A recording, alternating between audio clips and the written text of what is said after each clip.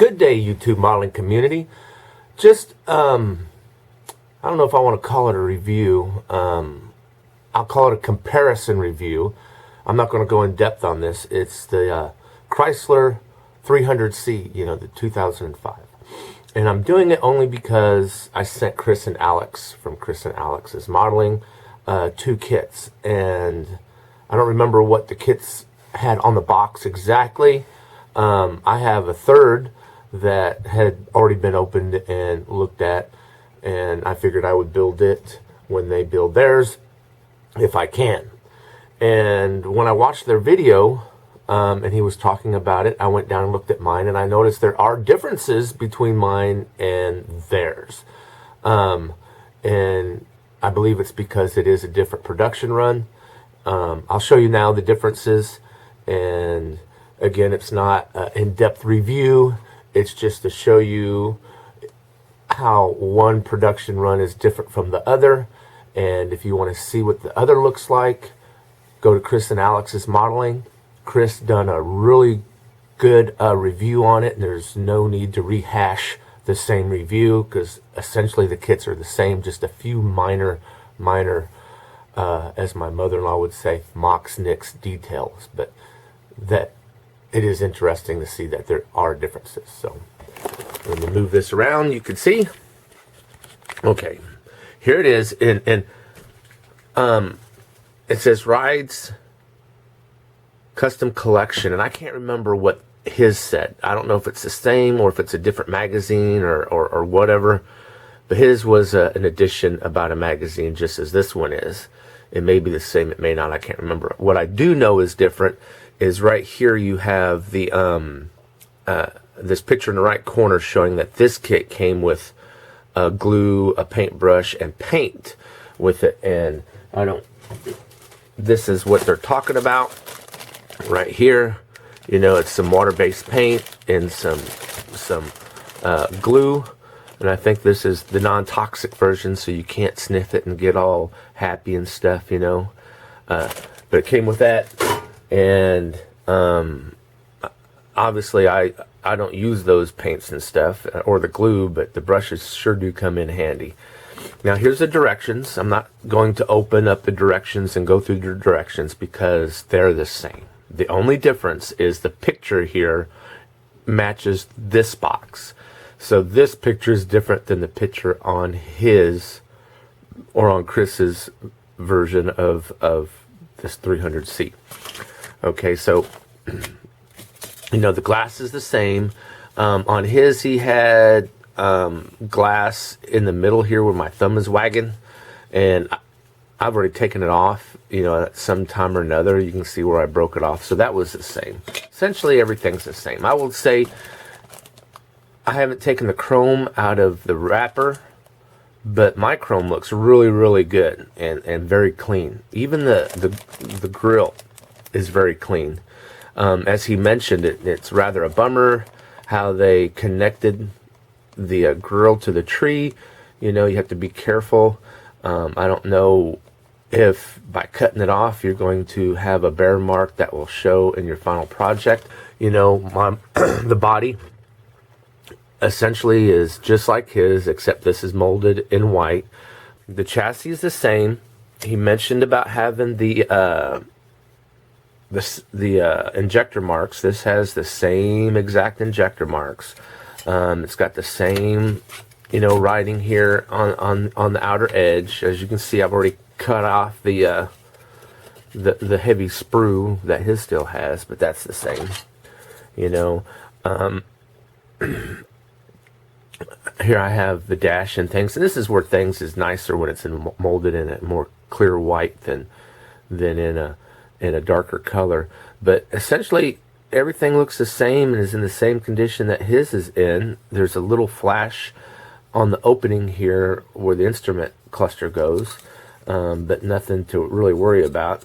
I didn't know if he had it, but right here there's just a minute little bit of flash at the bottom of this and around the exhaust opening here, but nothing really to concern yourself about. It's the same floor pan. Again, I've already at one time or another cut the heavy sprue off of it. The same tires in the bag with the rear tail light covers, you know, the same interior and things. The hood's the same again. I don't know how Alex feels about this, but or Chris thinks about this. I think it's a real drag how they use very heavy sprue to attach the parts. You know, I guess they do it so they can get a better flow and to be much crisper. But when I cut these away from the sprue, I don't cut it up against the hood. I cut it up against the sprue itself, you know, and I'll actually use a Zono saw right here and carefully cut it away from the sprue, leaving a bunch sticking out from the hood. And then I'll carefully with an X-Acto knife just slightly trim it down, you know, until I get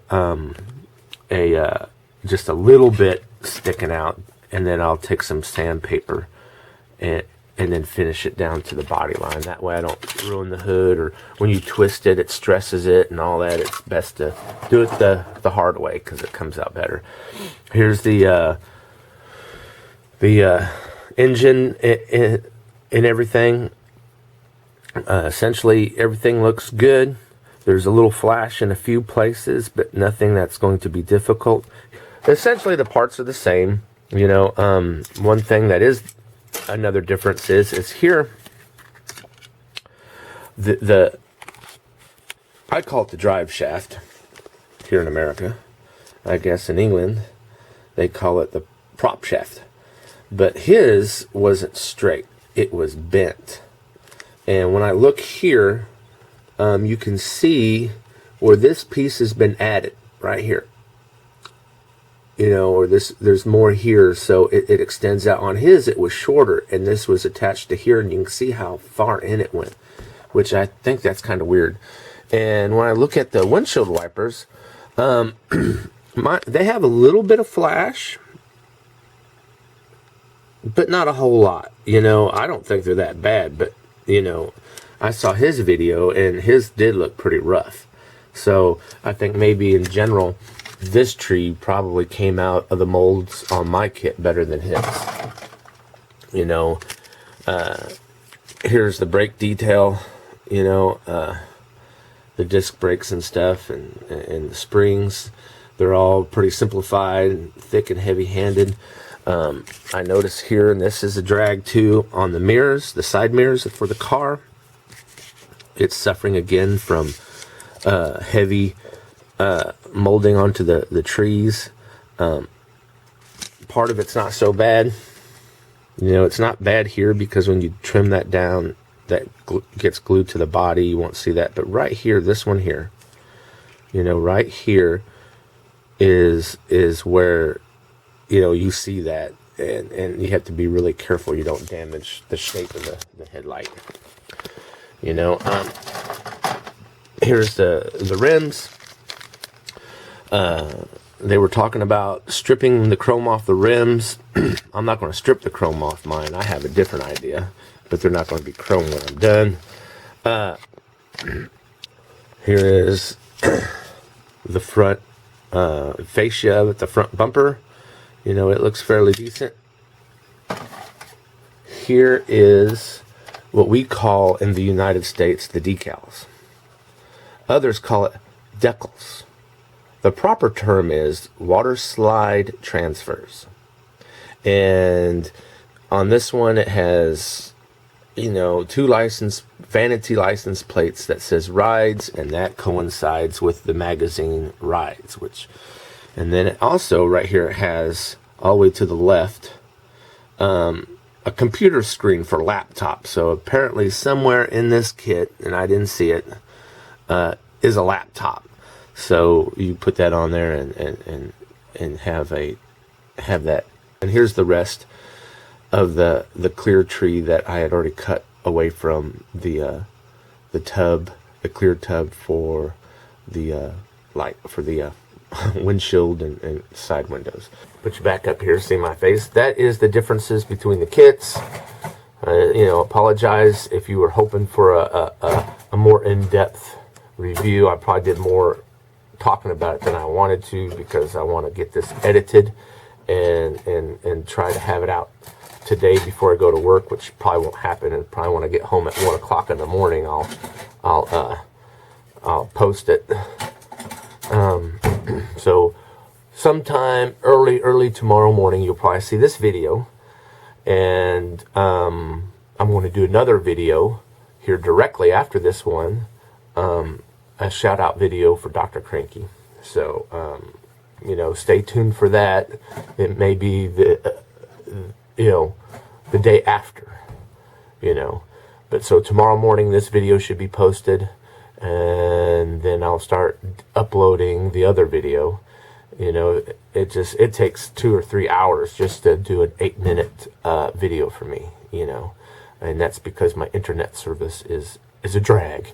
So anyway, with that, I'll let you go, and you guys have a wonderful day, and God bless.